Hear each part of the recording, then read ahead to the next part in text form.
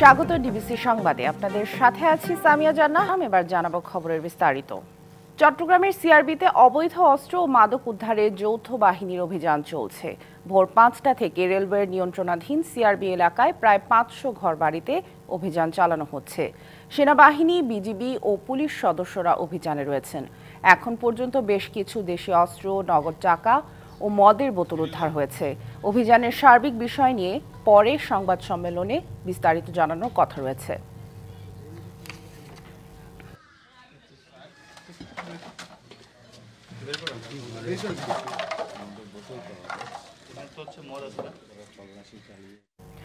চট্টগ্রামের সিআরবিতে অবৈধ অস্ত্র, মাদক উদ্ধারে যৌথ বাহিনীর অভিযান চলছে। এ ব্যাপারে বিস্তারিত জানাতে সরাসরি যুক্ত হচ্ছেন আমাদের সহকর্মী মুজিবুল হক।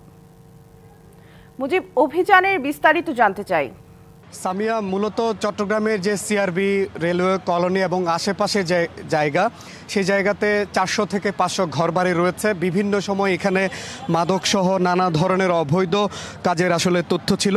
সেই পূর্ব তথ্যের ভিত্তিতেই মূলত যৌথ বাহিনীর যে অভিযান সেটি চলছে। মূলত ভোর ৬টা থেকেই ৫:৩০টার পরে এবং ৬টা থেকেই এই অভিযান শুরু হচ্ছে। এখানে পুলিশ, সেনাবাহিনী, বিজিবির মিলিয়ে প্রায় ১০ প্লাটুন সদস্য রয়েছে এবং আমরা দেখেছি এখানে প্রায় ৪০০ থেকে যে ৫০০ ঘর বাড়ি রয়েছে, প্রত্যেকটি ঘরে তারা গিয়েছেন, গিয়ে যে মাদক দ্রব্য কোথাও আছে কিনা, দেশীয় অস্ত্র এবং যে কোনো ধরনের আসলে অবৈধ অস্ত্র আছে কিনা সেই ব্যাপারটি তারা তল্লাশি করেছেন। মানে এখন যেটি দেখতে পাচ্ছেন, নিশ্চয়ই বেশ কয়েকজনকে আটক করা হয়েছে, যাদের ঘরবাড়ি থেকে নগদ টাকা, দেশীয় অস্ত্র, মাদক দ্রব্য সহ বিভিন্ন অবৈধ জিনিসপত্র আসলে উদ্ধার করা হয়েছে। তো এখনো পর্যন্ত যে উদ্ধারের যে কার্যক্রম সেটি নিয়ে পরে বিস্তারিত সেনাবাহিনীর পক্ষ থেকে, বিশেষ করে যৌথ বাহিনীর পক্ষ থেকে সংবাদ সম্মেলনে জানানো হবে, সেটি আসলে আমাদেরকে জানানো হয়েছে। তবে যেটি বলতে পারি যে এই যে চট্টগ্রামের যে সিআরভি এলাকা, এই পুরো রেলওয়ে কলোনি এলাকা, এটি মূলত রেলওয়ের নিয়ন্ত্রণাধীন একটি এলাকা।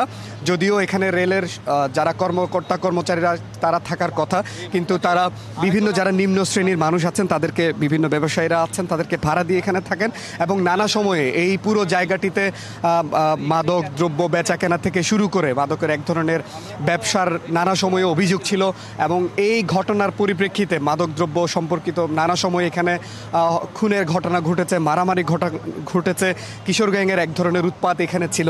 তো যৌথ বাহিনীর পক্ষ থেকে মূলত যেটি আমাদেরকে একটি প্রাথমিকভাবে ধারণা দেওয়া হয়েছে, সেটি হচ্ছে এই ধরনের অপরাধগুলো যাতে থামানো যায়, নিয়ন্ত্রণ করা যায়, সেটির জন্য এই অভিযান মূলত একটি বার্তা দেয়া যে কোনো অপরাধীকে তারা আসলে ছাড় দেবেন না, সেই ধরনের কথা এখান থেকে জানানো হচ্ছে।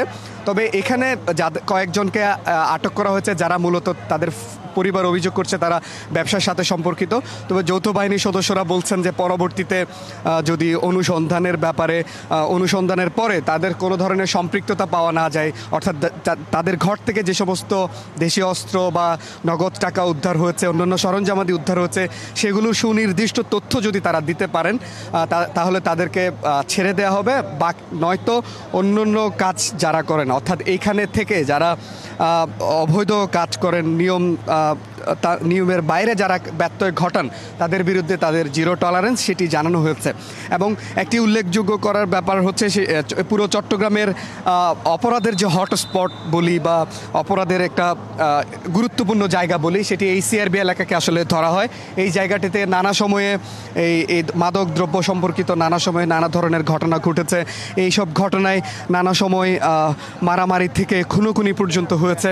তো এখন পর্যন্ত দেশীয় অস্ত্র, কিছু মোবাইল ফোন, মাদক দ্রব্য অর্থাৎ মদের খালি বোতল আমরা দেখতে পাচ্ছি, নগদ টাকা উদ্ধার করা হয়েছে এবং সব মিলিয়ে বেশ কয়েকজনকে আটকও করা হয়েছে। প্রায় 3 ঘন্টা ব্যাপী এই অভিযান চলেছে। পরবর্তীতে এখানে যৌথ বাহিনী যারা সিনিয়র কর্মকর্তারা রয়েছেন তারা আমাদেরকে সংবাদ সম্মেলনে জানাবেন ঠিক কী পরিমাণ নগদ টাকা উদ্ধার হয়েছে। অর্থাৎ সব মিলিয়ে যৌথ বাহিনীর পক্ষ থেকে একটি বার্তা আসলে দেওয়ার চেষ্টা করা হচ্ছে, কোনো ধরনের অপরাধীকে তারা ছাড় দেবেন না, সেই বার্তা আসলে এখান থেকে দেওয়া হচ্ছে। তো সব মিলিয়ে এই ছিল আমার কাছে চট্টগ্রামের সিআরবিতে যৌথ বাহিনীর সদস্যরা মাদক এবং অবৈধ অস্ত্র উদ্ধারে যে অভিযান চালাচ্ছে তার সবশেষ তথ্য। মুজিবুল হক, ধন্যবাদ আমাদের সাথে যুক্ত হওয়ার জন্য। গণঅভ্যুত্থানের মধ্য দিয়ে সরকার গঠনের প্রথম 100 দিনের সবচেয়ে বেশি সংবাদের শিরোনাম আইন শৃঙ্খলা পরিস্থিতি। নির্দিষ্ট কিছু সময় পুলিশের অনুপস্থিতি এবং পরিবর্তিত পরিস্থিতির সুযোগে বেড়েছে অপরাধ কর্মকাণ্ড। ছিনতাই, ডাকাতি ও হত্যাকাণ্ড, জনমনে বেড়েছে আতঙ্ক। 100 দিনের মূল্যায়নে পুলিশ সদর দপ্তর সন্তোষ জানালেও অপরাধ বিশেষজ্ঞরা অপরাধ দমনে আরও কঠোর হওয়ার পরামর্শ দিয়েছেন। রাজীব ঘোষের বিশেষ প্রতিবেদন। গত শুক্রবার রাজধানীর আজিমপুরে মালামালের সঙ্গে 8 মাসের শিশুকেও নিয়ে যায় ডাকাতরা। যদিও অভিযুক্তকে গ্রেপ্তার করে শিশুটিকে উদ্ধার করে র্যাব। সিলেটের কানাইঘাটে 5 বছরের মুনতাহা আক্তার জেরিনকে অপহরণের পর হত্যা করে মরদেহ গুমের চেষ্টার ঘটনায় 6 জনকে গ্রেপ্তার করে পুলিশ। 11 নভেম্বর বগুড়ার দুপচাচিয়ায় উদ্ধার করা হয় গৃহবধূর মরদেহ। পুলিশ বলছে গৃহবধূ হত্যায় বাড়ির ভাড়াটিয়া জড়িত। গণপিটুনির ঘটনাও ঘটছে, আর দেশজুড়ে ছিনতাই ডাকাতি তো বাড়ছেই। রাজধানীর মোহাম্মদপুরে আইন শৃঙ্খলা পরিস্থিতির অবনতির বিষয়টি সবচেয়ে আলোচিত। বিহারি ক্যাম্পে খুনোখুনি, প্রকাশ্যে ছিনতাই, ডাকাতি, সশস্ত্র মহড়ার ঘটনা ঘটেছে। যৌথ বাহিনীর অভিযান চললেও কাটেনি আতঙ্ক। আইন শৃঙ্খলা নিয়ন্ত্রণে আরও 2 মাস বাড়ানো হয়েছে সশস্ত্র বাহিনীর ম্যাজিস্ট্রেসি ক্ষমতা। পুলিশের টহল ও নজরদারি এখনও স্বাভাবিক হয়নি, মনোবল দুর্বল। আছে মামলা ও বদলির আতঙ্ক। আবার পুলিশের অনেক ইউনিটে এখন নতুন মুখ, যাদের সবকিছু গুছিয়ে নিতে সময় লাগছে। দেশজুড়ে ক্ষতিগ্রস্ত থানাগুলোতে দ্রুত কার্যক্রম বাড়ানোর নির্দেশনা দেওয়া হয়েছে। সাবেক পুলিশ মহাপরিদর্শকের মতে, দেশে বিরাট পরিবর্তনের মধ্যে আইনশৃঙ্খলা পরিস্থিতি খুব দ্রুত স্বাভাবিক হবে না, এটাই বাস্তবতা। এরকম একটু সময় আরও যাবে। আর পুলিশ যেহেতু পুলিশকে রাজনৈতিক নিয়ন্ত্রণের জন্যে তারা প্রায় গণশত্রু হয়ে গিয়েছিল, তাদের কনফিডেন্স ফিরে পেতে সময় লাগবে। তো কনফিডেন্স ফিরে পাওয়ার জন্য সবচেয়ে বড় জিনিস হচ্ছে পুলিশকে খুব উল্লেখযোগ্য সংখ্যায় দৃশ্যমান হতে হবে। সমাজে অপরাধ থাকবে, কিন্তু সেটা একটা সহনীয় পর্যায়ে থাকার দরকার আছে। সেই লক্ষ্যে তাদের কাজ করতে হবে। অপরাধ বিশেষজ্ঞরা বলছেন, নিরাপত্তা নিয়ে সরকারের কাছে মানুষের আকাঙ্ক্ষা ছিল অনেক বেশি। পুলিশের ভিতরে এক ধরনের ভীতিকর অবস্থা কাজ করেছে, কারণ এই যে প্রায় 2000 মানুষকে হত্যা করেছে এবং পাল্টা জন আক্রোশে পুলিশের অনেকেই নিহত হয়েছে। গত 15-16 বছর পুলিশকে বা বাহিনীগুলিকে, গোয়েন্দা সংস্থাগুলোকে যেইভাবে তৎকালীন স্বৈরাচার সরকার ব্যবহার করেছেন, সেইটার মধ্য দিয়ে তাদের যে নৈতিক দৃঢ়তা সেটা কিন্তু ধ্বংস করে দেওয়া হয়েছিল। 100 দিনের এখানে দাঁড়িয়ে একটা কথা বলতে পারবো শুধু, যে মানুষের আকাঙ্ক্ষা অনেক বেশি ছিল, সেই জায়গায় কিন্তু একটা ঘাটতি আছে। পুলিশ সদর দপ্তর জানায়, বাহিনীতে গতি ফেরাতে পুলিশের প্রায় সব গুরুত্বপূর্ণ পদে নতুন নেতৃত্ব দেওয়া হয়েছে। বাড়ানো হয়েছে যানবাহন, লজিস্টিক সুবিধাও। আমরা খুব দ্রুতই অপারেশনাল হয়েছি এবং আমরা বলতে চাই যে আমরা আমাদের পেশাদারিত্বের যে জায়গাটুকু, সেই সবটুকু দিয়ে কিন্তু আমরা কাজ করছি এবং আমাদের কর্মের মাধ্যমেই আমরা আসলে বলতে চাই যে আপনার পুলিশ আপনার পাশে। এবং আমরা প্রত্যাশা করব আমাদের এই যে এগিয়ে চলা, পরিবর্তিত পরিস্থিতিতে আমাদের যে এগিয়ে চলা, এই এগিয়ে চলাতে জনগণও আমাদের পাশে থেকে আমাদেরকে সহযোগিতা করবে। আমরা যেমন বলছি যে আপনার পুলিশ আপনার পাশে, ঠিক তেমনি জনগণও আমাদের পাশে থেকে যেন সেই সাহসটুকু জুগিয়ে যায় এবং আমাদের কাজ করার ক্ষেত্রে যেন সহযোগিতা করে যায়, এটি আমাদের প্রত্যাশা। এখনও অপরাধীদের হাতে দেশীয় অস্ত্রের পাশাপাশি দেখা যায় আগ্নেয়াস্ত্র। ধারণা করা হচ্ছে এসবের মধ্যে বিভিন্ন থানা ও পুলিশের কাছ থেকে ছিনিয়ে নেওয়া অস্ত্রও রয়েছে। Rajib Ghosh, DBC News, Dhaka. রাজনৈতিক দলের বিরুদ্ধে ব্যবস্থা নিতে সুপারিশ করতে পারবে আন্তর্জাতিক অপরাধ ট্রাইব্যুনাল, এমন বিধান রেখে আইসিটি অধ্যাদেশের সংশোধনী প্রস্তাবের খসড়া তৈরি করা হয়েছে। আইন উপদেষ্টা ডক্টর আসিফ নজরুল জানান, অনুমোদনের জন্য আজ উপদেষ্টা পরিষদে খসড়াটি উপস্থাপন করা হবে এবং বৃহস্পতিবার আইনটি পাশ করা সম্ভব হবে। মঙ্গলবার সচিবালয়ে অন্তর্বর্তী সরকারের 100 দিনে আইন মন্ত্রণালয়ের কৈফিয়ত শীর্ষক সংবাদ সম্মেলন। এতে 100 দিনের কর্মকাণ্ড তুলে ধরে আইন উপদেষ্টা বলেন, বিচার বিভাগ ও নির্বাচন বিষয়ক সংস্কার কাজ এগিয়ে নিতে কমিশনগুলোকে সর্বোচ্চ সহায়তা করছে আইন মন্ত্রণালয়। সাইবার সিকিউরিটি অ্যাক্ট বাতিল হবে আপনাদের বলেছি। উপদেষ্টা আরও বলেন, কোনো রাজনৈতিক দলের বিরুদ্ধে মানবতাবিরোধী অপরাধের অভিযোগ থাকলে ও আদালত মনে করলে প্রয়োজনীয় শাস্তিমূলক ব্যবস্থা নেয়ার জন্য সুপারিশ করতে পারবে।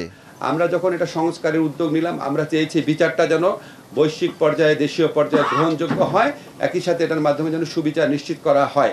এটা আগামী বৃহস্পতিবারের মধ্যেই এটা আইনে পরিণত হবে। গত 1 জুলাই থেকে 5 আগস্ট পর্যন্ত ছাত্র আন্দোলনের সময় করা হয়রানিমূলক ও রাজনৈতিক সকল মামলা উঠিয়ে নেওয়া হয়েছে বলেও জানান আইন উপদেষ্টা। ছাত্র জনতার গণ আন্দোলন দমনে দায়েরকৃত প্রায় সকল ফৌজদারি মামলা প্রত্যাহার করা হয়েছে। কথা বলার অপরাধে যেই সমস্ত মামলা হয়েছিল সেই মামলাগুলা একসাথে রহিত হয়ে যাবে। এছাড়া ফ্যাসিস্ট সরকারের সময় রাজনৈতিক বিবেচনায় বিচার বিভাগে ঢালাও নিয়োগ হয়েছে, তাই এসব নিয়োগ বাতিলের বিষয়ে ব্যবস্থা নেওয়া হচ্ছে বলেও জানান উপদেষ্টা। এত বেশি সংখ্যক নিয়োগ একটা মন্ত্রণালয় থেকে হয়েছে, আমার ধারণা আর কোনো নজির নাই। এবং শাহ ইমন, ডিবিসি নিউজ, ঢাকা। রাজনৈতিক ও অর্থনৈতিক মুক্তি না হলে কোনো সংস্কার কাজে আসবে না বলে মনে করেন বিএনপির ভারপ্রাপ্ত চেয়ারম্যান তারেক রহমান। যে কোনো মূল্যে মানুষের ভোটাধিকার নিশ্চিত করারও তাগিদ দেন তিনি। বলেন, ভোটের অধিকার নিশ্চিত হলেই জবাবদিহি করতে বাধ্য হবে রাজনীতিকরা। মঙ্গলবার বিকেলে রাজধানীর ডিপ্লোমা ইঞ্জিনিয়ারিং ইনস্টিটিউটে রাষ্ট্র কাঠামো মেরামত 31 দফা ও জনসম্পৃক্তি শীর্ষক আলোচনা সভার আয়োজন করা হয়। এতে ভার্চুয়ালি যুক্ত হন বিএনপির ভারপ্রাপ্ত চেয়ারম্যান তারেক রহমান। শুরুতে দলের নেতাকর্মীদের বিভিন্ন প্রশ্নের জবাব দেন তিনি। পরে তারেক রহমান বলেন, রাজনৈতিক ও অর্থনৈতিক মুক্তি এবং অন্তর্বর্তী সরকারের সংস্কার নিয়ে জনগণের রাজনৈতিক এবং অর্থনৈতিক মুক্তি যদি না হয়, জনগণের রাজনৈতিক এবং অর্থনৈতিক মুক্তি দুটোই দরকার, তাহলে যেই সংস্কারই করি যাই করি আমরা কোনোটি কাজে লাগবে না।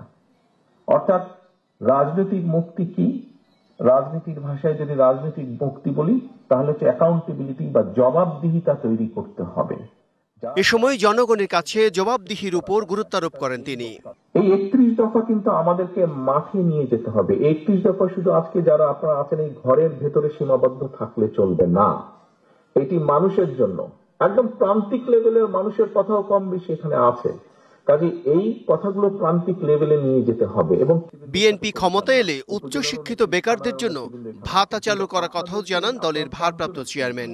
3 জন 4 জন 5 জন আপনারা এসেছেন, কিন্তু আমাদের তো আরো শত শত হাজার হাজার নেতাকর্মী রয়ে গিয়েছে। তাদেরকে জানাতে হবে, কারণ তাদেরকে যদি আমরা না জানাতে পারি তাহলে লক্ষ কোটি মানুষকে আমরা জানাতে পারবো না। তাকে দেশনায়ক বা রাষ্ট্রনায়ক হিসেবে সম্বোধন না করারও অনুরোধ জানান তারেক রহমান। কিভাবে নিয়ে যাবেন মানুষের কাছে? Bijan Kumar Das, DBC News, Dhaka. বাংলাদেশের নিরপেক্ষ ও জনগণের মতামত প্রতিফলিত হবে নির্বাচনে, এমন প্রত্যাশা কমনওয়েলথের। আর নির্বাচন ব্যবস্থার সংস্কার কমিশনের প্রধান ডক্টর বদিউল আলম মজুমদার সংস্কার কাজে কমনওয়েলথের পূর্ণ সমর্থনের আশ্বাসে স্বস্তি প্রকাশ করেন। আগামী নির্বাচন ব্যবস্থা কেমন হতে পারে, সুষ্ঠু, অবাধ ও নিরপেক্ষ নির্বাচন করার প্রস্তুতি বা কেমন, বিস্তারিত জানতে মঙ্গলবার সকালে নির্বাচন ভবনে নির্বাচন ব্যবস্থা সংস্কারের সাথে কমনওয়েলথের 5 সদস্যের প্রতিনিধি দল প্রায় 1 ঘন্টার বৈঠক হয়। বৈঠক শেষে বিস্তারিত জানান সংস্থার সহকারী মহাসচিব ও নির্বাচন ব্যবস্থা সংস্কার কমিশনের প্রধান। তারা বলেন, নির্বাচন যেন জনগণের নিজেদের মতামত প্রকাশ করার সুযোগ পায় তা নিয়ে আলোচনা হয়। The Commonwealth came here to observe elections. বাংলাদেশের সবশেষ নির্বাচন ব্যবস্থার পরিপ্রেক্ষিতে আমরা মনে করি আগামী নির্বাচনে বাংলাদেশের নির্বাচন কমিশন ব্যবস্থা সংস্কার নিয়ে যারা কাজ করছে তারা খুব ভালো করছে। আমরা আগামী নির্বাচনে কমনওয়েলথের পক্ষ থেকে সহায়তা করব। আশা করি ভালো নির্বাচন হবে। Bangladesh will be a success story for the Commonwealth and for the whole world. ওনারা চাচ্ছেন যে আমাদের দেশে একটা সুষ্ঠু নিরপেক্ষ নির্বাচন হোক এবং এই নির্বাচন সুষ্ঠু নিরপেক্ষ নির্বাচন নিশ্চিত করার ব্যাপারে ওনারা সহায়তা করতে চান। সেই আগ্রহেই এবং সেই উদ্দেশ্য নিয়ে ওনারা এখানে এসেছেন। অন্তর্বর্তী সরকার গত 23 অক্টোবর নির্বাচন ব্যবস্থা সংস্কার কমিশন গঠন করে। এর আগে এই বছরের জানুয়ারি মাসে দ্বাদশ জাতীয় সংসদ নির্বাচনের সার্বিক প্রস্তুতি ও ভোটের চ্যালেঞ্জ নিয়েও কথা বলেছিলেন কমনওয়েলথের নির্বাচনী পর্যবেক্ষক দল। নূপুর মাহমুদ, ডিবিসি নিউজ, ঢাকা। সুদের ব্যবসা করে সম্পদের পাহাড় গড়েছেন ভাঙ্গুড়া উপজেলা আওয়ামী লীগের সদস্য সিরাজুল ইসলাম সিরাই। ঋণের অর্থের কয়েকগুণ বেশি অর্থ পরিশোধ করেও সিরাজুলের হাত থেকে রেহাই পাননি ভুক্তভোগীরা। তার ফাঁদে পড়ে অনেকেই সর্বশান্ত হয়েছেন বলে অভিযোগ এলাকাবাসীর। পুলিশের তদন্তে ঘটনার সত্যতা পাওয়া গেলেও অভিযোগ অস্বীকার করেছে আওয়ামী লীগ নেতা। পাবনার ভাঙ্গড়া উপজেলার সুমন বাবু প্রায় 5 বছর আগে ব্যবসায়িক প্রয়োজনে সিরাজুল ইসলামের থেকে 4,50,000 টাকা ঋণ নেন। ঋণের অর্থের বিপরীতে নেওয়া হয় জমির দলিল ও ব্ল্যাঙ্ক চেক। পাশাপাশি প্রতি মাসে কিস্তি নির্ধারণ করা হয় 45,000 টাকা। পরবর্তীতে সুদসহ ঋণের অর্থ পরিশোধ করলেও সুমন বাবুকে ব্ল্যাকমেইল করতে থাকে সিরাজুল। জমির দলিল ও ব্ল্যাঙ্ক চেক ফেরত না দিয়ে উল্টো হামলা মামলার ভয় দেখাতে থাকে সিরাজুল। ভুক্তভোগী সুমনকে জিম্মি করে 5 বছরে হাতিয়ে নেয় 20,50,000 টাকা। এখানেই শেষ নয়, দাবি করা হয় আরও 10 লাখ টাকা। বাধ্য হয়ে আদালতে মামলা ও ভাঙ্গুড়া থানায় লিখিত অভিযোগ দেন সুমন। 5 বছরে ওনাকে 20 লক্ষের উপরে 20,50,000 টাকা আমি প্রদান করার পরও আমার ঋণ শোধ হয়নি। উপজেলা আওয়ামী লীগের সদস্য হওয়ার কারণে আমাকে বিভিন্ন সময় বিভিন্নভাবে লাঞ্ছিত, আমাকে বাজারে ঢুকতে দেওয়া হয়নি, আমি বাড়িতে থাকতে পারিনি। শুধু সুমনই নয়, সিরাজুলের প্রতারণার ফাঁদে পড়ে নিঃস্ব হয়েছেন এলাকার অসংখ্য মানুষ। দলীয় ক্ষমতা ও সাবেক এমপির প্রশ্রয়ে সিরাজুল এ ধরনের অপকর্ম করে বেড়াতো বলে অভিযোগ ভুক্তভোগী ও স্থানীয়দের। ভাতিজা আরিফ ছাত্রলীগের সভাপতি, আর এক ভাতিজা হলো যুবলীগের সভাপতি। তো এদের ছত্রছায় উনি ওপেন দিনের বেলা অস্ত্র নিয়ে ঘোরাফেরা করতেন। আরেকটা ছেলে আছে রিপন, তার ওয়ার্কশপ আছে ওই পাশে, উনি মনে হয় 2 লক্ষ টাকার মতো নিয়েছিল, তাকে একই প্যাচে ফেলায় তার ব্যবসা বাণিজ্য সব নষ্ট করে দিছে। তবে সুদের ব্যবসায় সম্পৃক্ততা নেই দাবি করে অভিযোগ অস্বীকার করেছেন সিরাজুল। এগুলো সম্পূর্ণ দাদা মিথ্যে কথা, এগুলো সম্পূর্ণ মিথ্যে কথা। আমার সাথে ব্যবসা কাজ করেছে, কাজ কন্ট্রাক্ট লিখছিল, কন্ট্রাক্টে নিয়ে করে টাকা দিচ্ছে, এগুলো সম্পূর্ণ এখন টাকা না দেওয়ার এগুলো বাংতায় করতেছে। তবে পুলিশ জানিয়েছে অভিযোগের সত্যতা পাওয়ায় সিরাজুলের বিরুদ্ধে আদালতে প্রতিবেদন জমা দেওয়া হয়েছে। সুদের ব্যবসা করে সেই ব্যাপারে সত্যতা পাওয়া যায় না, আমরা কোর্টে অলরেডি রিপোর্টও দিয়েছি যে সে যে সুদের ব্যবসা করে বা টাকার কারবারি করে, আমরা সেই বিষয়ে আমরা বিজ্ঞ আদালতে প্রতিবেদন প্রেরণ করেছি। প্রতারক সিরাজুলকে আইনের আওতায় এনে দৃষ্টান্তমূলক শাস্তির দাবি এলাকাবাসীর। Partha Hasan, DBC news, Pabna. জয়পুরহাটে অন্যবারের তুলনায় এবছর বীজ, সার সহ আলু রোপণে খরচ বেশি পড়ছে। আমন ধানে কাঙ্ক্ষিত দাম না পাওয়ায় হতাশা নিয়েই আলু রোপণ করছেন চাষিরা। তাদের অভিযোগ, নির্ধারিতের চেয়ে বেশি দামে বীজ ও সার কিনতে বাধ্য হচ্ছেন তারা, দেয়া হচ্ছে না রসিদও। অভিযোগ খতিয়ে দেখে ব্যবস্থা নেওয়ার আশ্বাস কৃষি বিভাগের। আলু উৎপাদনে দেশের অন্যতম জেলা জয়পুরহাটে শুরু হয়েছে বীজ রোপণ মৌসুম। চাষের জন্য জমি প্রস্তুত করা সহ আলু বীজ রোপণে ব্যস্ত সময় পার করছেন চাষিরা। তবে গেলবারের তুলনায় এবছর বিঘা প্রতি আলু রোপণে 8 থেকে 10,000 টাকা বাড়তি খরচে হতাশ কৃষকরা। তাদের অভিযোগ, 40 কেজি বীজ নির্ধারিত মূল্যের চেয়ে 1,000 থেকে 1200 টাকা বেশি দামে বিক্রি করছেন ডিলাররা। ডিলাররা বিভিন্ন কারসাজের মাধ্যমে প্রতি বস্তা আলুর দাম নেয় 4,000 থেকে 4200 টাকা। এতে আমাদের উৎপাদন খরচ বেড়ে যায়, আমাদের খরচটা বেশি হয়ে যাচ্ছে এবং আলুটা উৎপাদন করার পর বিক্রি করবে গেলে আমরা সেই রকম ভাবে কৃষকরা দাম পাচ্ছি না। এছাড়া সার কিনতে হচ্ছে সরকারি মূল্যের চেয়ে 400 থেকে 500 টাকা বেশি দিয়ে। বেশি দামে কিনলেও দেয়া হচ্ছে না রসিদ। সরকারের দাম নির্ধারণের চাইতে কেউ বেশি নেয় এবং আমাদেরকে কোনো মেমো দেয় না। 1050 টাকা মূল্য ডিএপি, এমওপিরও 1050 টাকা, কিন্তু কিনতে গেলে বস্তা প্রতি 300-350 টাকা বেশি লাগে। তবে অভিযোগ অস্বীকার করছেন সার ও আলু বীজের ডিলাররা। জয়পুরহাটে বিডিসির আলু যেভাবে চাহিদা সে অনুযায়ী পাচ্ছি না এবং সরকারের নির্ধারিত মূল্যে আমরা বীজ বিক্রয় করতেছি। কৃষক যে অভিযোগ করেছে সেটা ভিত্তিহীন। জয়পুরহাটে সারের কোনো সংকট নেই, কৃষকরা যে অতিরিক্ত মূল্য নেওয়ার অভিযোগ করছে এটা আদতে সত্য নয়। রোপণে খরচ বেশি হচ্ছে স্বীকার করে সার ও বীজ নিয়ে অভিযোগ পেলে ব্যবস্থা নেওয়ার আশ্বাস কৃষি বিভাগের। মোবাইল কোর্ট পরিচালনা করার মাধ্যমে বিভিন্ন ব্যবসায়ীকে শাস্তির আওতায় নিয়ে এসেছি। আমরা আশা করতেছি যে নির্দিষ্ট সময়ের মধ্যেই আমাদের লক্ষ্যমাত্রা অনুযায়ী আলু আবাদ করা সম্ভবপর হবে। জেলায় এবার 40,000 হেক্টর জমিতে আলু রোপণের লক্ষ্যমাত্রা ধরা হয়েছে। DBC news desk.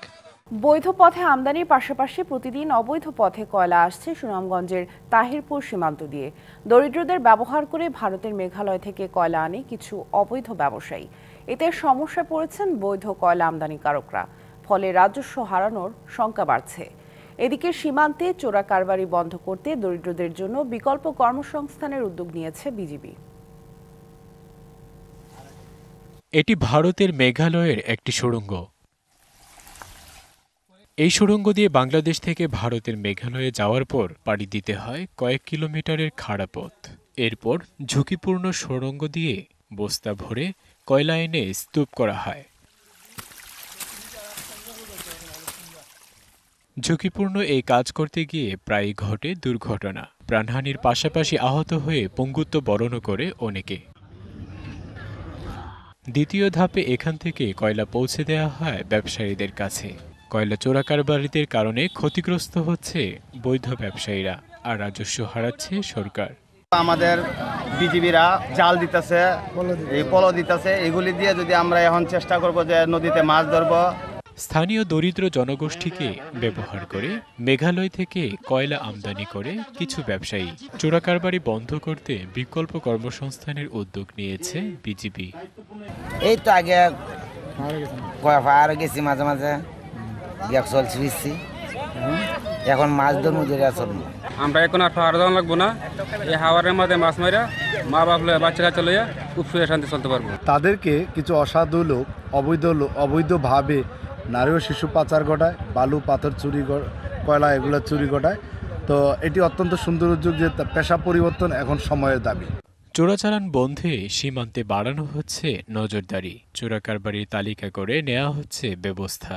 অত্র এলাকায় গোয়েন্দা তৎপরতা বৃদ্ধি, নজরদারি বৃদ্ধি সহ আমাদের কিন্তু টহল তৎপরতা অনেকাংশে বৃদ্ধি হয়েছে। এই এলাকার মানুষ এই অবৈধ কাজে জড়িত না হয়ে অবৈধভাবে ভারতে অনুপ্রবেশ করে কয়লা না নিয়ে এসে যে উপকরণ, মাছ ধরার উপকরণ, এগুলো দিয়ে তারা যেন তাদের জীবিকা নির্ভর করতে পারে। চোরাচালান বন্ধে জনপ্রতিনিধির পাশাপাশি নাগরিকদের সোচ্চার হওয়ার আহ্বান। DBC news desk. আমন সংগ্রহ অভিযান মৌসুমে ধান ও চালের দাম বাড়িয়ে নতুন দর নির্ধারণ করা হলেও খুশি নন মিল মালিক ও কৃষক। দর বাড়লেও লোকসানের কথা বলছেন মিল মালিকরা, আর কৃষকরা বলছেন খোলা বাজারেই ধানের দাম বেশি। এমন দর নির্ধারণে কৃষকের স্বার্থ রক্ষা হয়নি বলে দাবি তাদের। গুদামে ধান নিয়ে গেলে নানা ঝক্কি ঝামেলার সম্মুখীন হওয়ার অভিযোগ রয়েছে। এছাড়া গুদামে জায়গা সংকটে সংগ্রহ বাধাগ্রস্ত হওয়ার শঙ্কা রয়েছে। কুষ্টিয়ার মাঠে মাঠে কৃষকের দিন কাটছে ধান কাটা ও মাড়াইয়ে। এবার আমনের ফলন আশানুরূপ, তবে প্রতি কেজি ধানের দাম 30 থেকে বাড়িয়ে 33 আর চালের দাম 45 থেকে বাড়িয়ে 47 টাকা করায় কৃষকের কপালে চিন্তার ভাঁজ। তারা বলছেন সার, কীটনাশক ও শ্রমিক খরচ বাড়ায় ধান উৎপাদনে খরচ বেড়েছে। সেখানে খোলা বাজারে বিক্রির দামের চেয়ে কম দাম নির্ধারণে কৃষকদের স্বার্থ রক্ষা হয়নি। গত বছর থেকে বেশ খুব উন্নত মানের ফলন হয়েছে।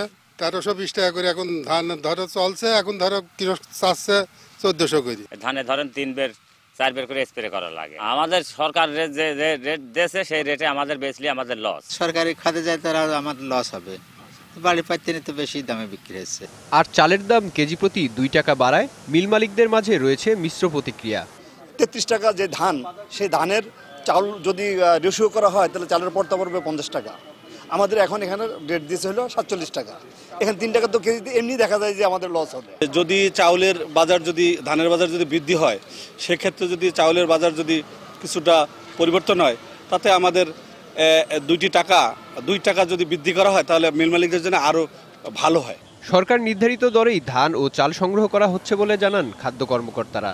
কৃষকরা সেখানে যা বক্তব্য দিয়েছে তাতে তারা যে রেট দিয়েছে এটা থেকে আরো বেশি রেট তারা আশা করছে, আরো হইলে তাদের ভালো। যদি আমরা মোটামুটি সব ধরনের প্রক্রিয়া আমরা সম্পন্ন করেছি, আমরা আশাবাদী যে আমরা সংগ্রহ সম্পন্ন করতে পারবো। চলতি বছর জেলায় 19,100 মেট্রিক টন সিদ্ধ চাল, 6,700 মেট্রিক টন ধান ও 1,600 মেট্রিক টন আতপ চাল সংগ্রহের লক্ষ্যমাত্রা নির্ধারণ করা হয়েছে। 17 নভেম্বর থেকে শুরু হওয়া এই সংগ্রহ কার্যক্রম চলবে আগামী 28 ফেব্রুয়ারি পর্যন্ত। DBC news desk. অবিরাম ঝরা কুয়াশা আর উত্তরের হিমেল হাওয়া জানান দিচ্ছে প্রকৃতিতে শীতের উপস্থিতি। ভোরের প্রকৃতিতে হাত বাড়ালেই হিমশীতল ভাব। ক্ষেতের ধান আর সবজির পাতায় ভোরের মুক্তার মতো শিশির বিন্দু তৃপ্ত করছে প্রকৃতিপ্রেমীদের। আর মাঠে মাঠে ফসলের ঘ্রাণে আপ্লুত কিষান কিষানি।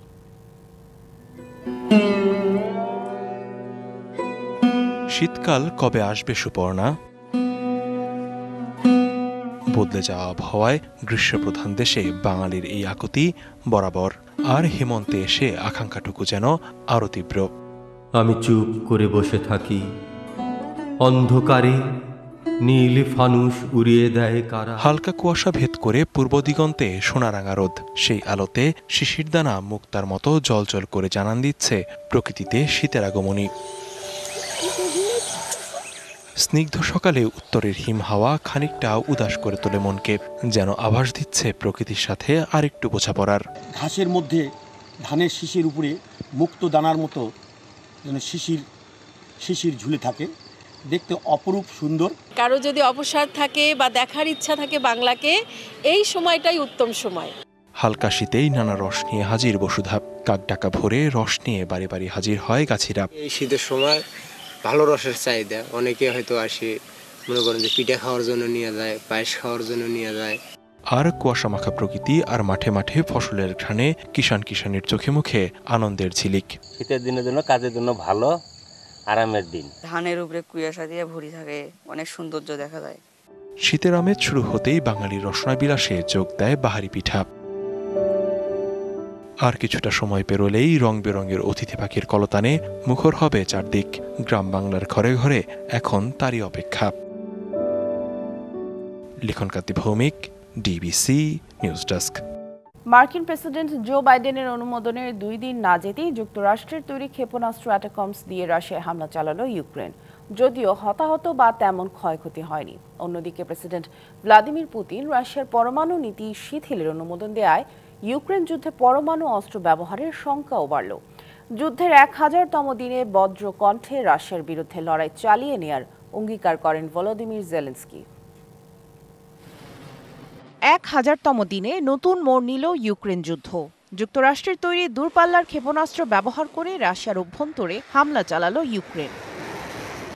রাশিয়ার প্রতিরক্ষা মন্ত্রণালয় জানায়, ব্রিয়ানস্ক অঞ্চলে একটি সামরিক ঘাঁটিতে পড়ে ক্ষেপণাস্ত্রটির ধ্বংসাবশেষ। আরও 5টি ক্ষেপণাস্ত্র ভূপাতিত করার দাবি করেছে মস্কো। তবে হতাহত বা ক্ষয়ক্ষতির ঘটনা ঘটেনি। এ হামলাকে উস্কানিমূলক বলছে রাশিয়া। ব্রিয়ানস্ক অঞ্চলে অ্যাটাকমস ক্ষেপণাস্ত্র দিয়ে একের পর এক হামলার মাধ্যমে ইউক্রেন ইঙ্গিত দিচ্ছে যে তারা সংঘাতের বিস্তৃতি চায়। আমেরিকানদের সহায়তা ছাড়া এই অত্যাধুনিক প্রযুক্তির ক্ষেপণাস্ত্র ব্যবহার করা অসম্ভব।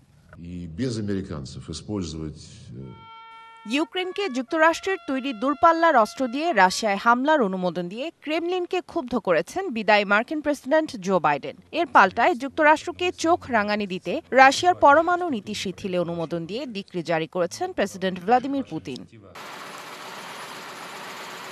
এ পরিবর্তনের ফলে পারমাণবিক শক্তিধর কোনো দেশের সমর্থন পাওয়া অপারমাণবিক রাষ্ট্রের বিরুদ্ধেও পরমাণু অস্ত্র ব্যবহার করতে পারবে রুশ বাহিনী। গণমাধ্যম জানাচ্ছে, এমন পরিস্থিতিতে প্রস্তুতির অংশ হিসেবে পারমাণবিক তেজস্ক্রিয়তা বিরোধী আশ্রয় কেন্দ্র তৈরি করছে রাশিয়া। এদিকে ইউরোপীয় পার্লামেন্টে দেয়া বক্তব্যে রাশিয়ার কাছে নথি স্বীকার না করার অঙ্গীকার করেন ইউক্রেনের প্রেসিডেন্ট ভলোদিমির জেলেনস্কি। ইউক্রেনে রাশিয়ার পক্ষে লড়াইয়ের জন্য 1 লাখ সেনা মোতায়েন করতে পারে উত্তর কোরিয়া, এমন শঙ্কাও জানান তিনি। বলেন, যুদ্ধে কার জয় হবে তা নতুন বছরই বলে দেবে। রাশিয়া ইউক্রেনের হামলার পর মস্কোর প্রতিক্রিয়া নিয়ে এখন টান উত্তেজনা বিরাজ করছে। সামিয়া জান্নাহ, ডিবিসি নিউজ ডেস্ক। যুক্তরাষ্ট্রের নবনির্বাচিত প্রেসিডেন্ট ডোনাল্ড ট্রাম্পের উপস্থিতিতে পরবর্তী প্রজন্মের স্টারশিপ রকেটের পরীক্ষামূলক উৎক্ষেপণ করেছে মহাকাশ সংস্থা স্পেসএক্স। মার্কিন প্রযুক্তি উদ্যোক্তা ও ধনকুবের ইলন মাস্কের এই মহাকাশ সংস্থাটির টেক্সাসের ব্রাউন্সভিলের বোকা চিকা লঞ্চ প্যাড থেকে এই রকেট উৎক্ষেপণ করা হয়। স্পেসএক্সের দাবি, পরীক্ষামূলক রকেট উৎক্ষেপণ সফল হয়েছে। মহাকাশে প্রায় 1 ঘন্টা অবস্থানের পর স্টারশিপ পৃথিবীতে ফিরে আসবে। রকেটটি মেক্সিকো উপসাগরে পড়েছে বলে জানিয়েছে সংস্থাটি। এর আগে 5ম দফা পরীক্ষার সময় প্রথমবারে সাফল্য পেয়েছিল স্পেসএক্স। ট্রাম্পের রাজনৈতিক ঘনিষ্ঠ মিত্র ইলন মাস্কের সঙ্গে বসে টেক্সাসে এই রকেট উৎক্ষেপণ দেখেন তিনি। ইলন মাস্ক ও তার সংস্থার আশা, তাদের রকেটে করে একদিন মঙ্গল গ্রহ ও চাঁদে নভোচারী পাঠানো যাবে। স্পেসএক্সের এটি ষষ্ঠ স্টারশিপ রকেটের পরীক্ষামূলক উৎক্ষেপণ।